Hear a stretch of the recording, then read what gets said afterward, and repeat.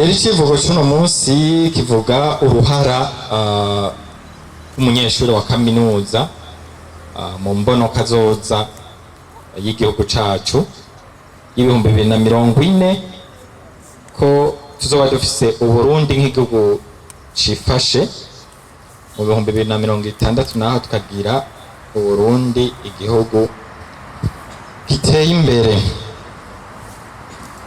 No kuvuga yuko uruhara rw'umunyeshuri intangere na cyane ko tuzi yuko ntidushobora gushika kuri iyo mbono kazoza tudafise abantu baciye ubwenge. Ikivugo cacu kuja kugisangiza mu bice bikuru bishika nka 5. Icambere nagomba kubibutsa yuko ni ikivugo cy'igihugu cacu. Turondera kumenya uruhara rw'umwe wese muri mwebwe muri twese kugira dushobore gushikira iki kivugo. Kugira dushobore guteza imbere igihugu cacu dutegerezwa kubanza kugikunda, kuko ntiwoteza imbere icyo udakunda.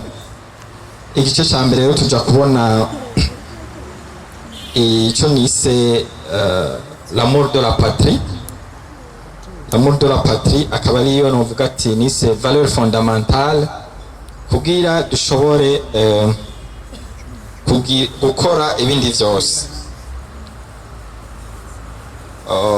Hari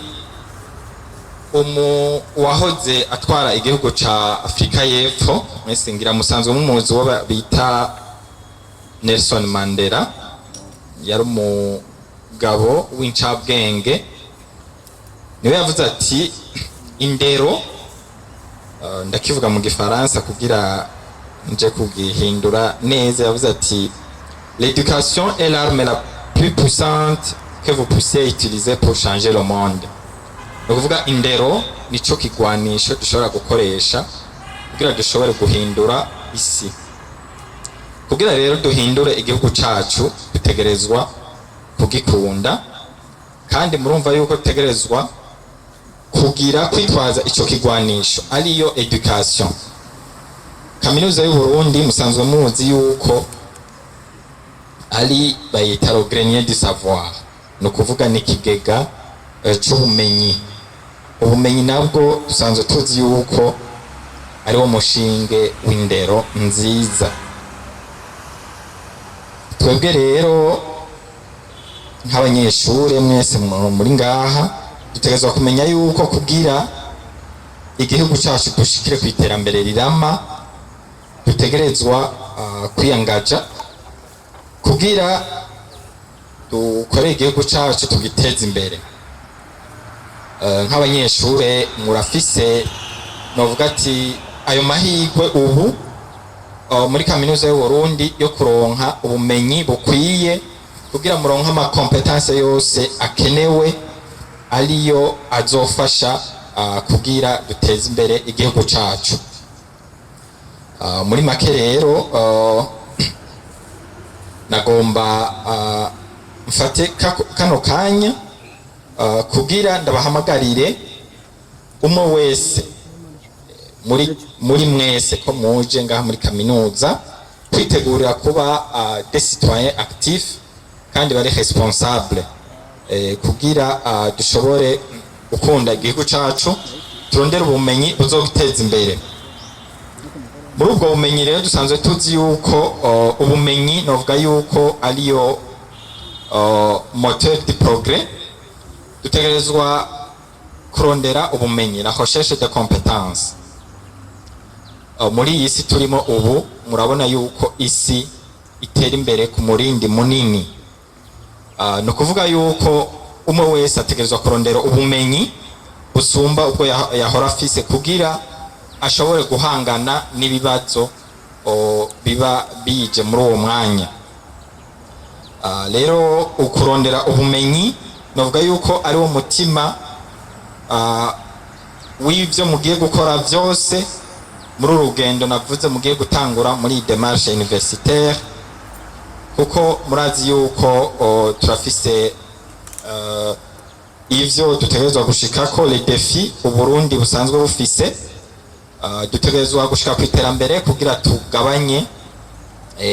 tugabanye ubukene, tugwane n'ubukene, duteze imbere igihugu cacu, duteze imbere haba uburimyi n'ubworozi, duteze imbere ubutunzi bw'igihugu kugira igihugu gishobore gutera imbere, kuko murazi yuko igihugu kugira gitera imbere gitegerezwa kugira ubutunzi, gitegerezwa kwifata mu vy'ubutunzi.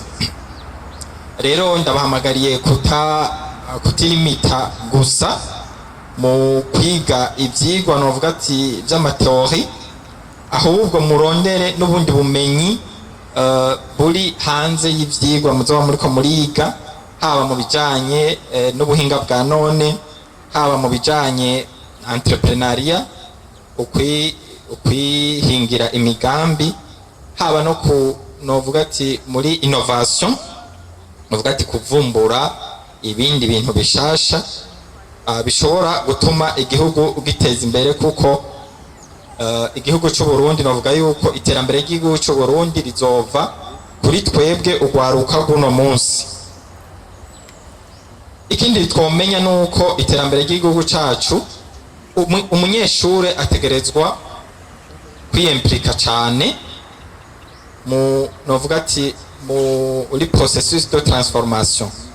Novuga yuko ari indi aspect iri très fondamentale, yuko université itaba un lieu fermé aho mutegerezwa kuguma mwiga amateori gusa, ahubwo ibe novuga ati ihuriro rya teori na pratique. Ku cibutso mwabonye ivyashitse ngaha muri kahise, ivyo navyo bikaba vyatewe n'ibihe twarimo by'intambara by'amacakubiri.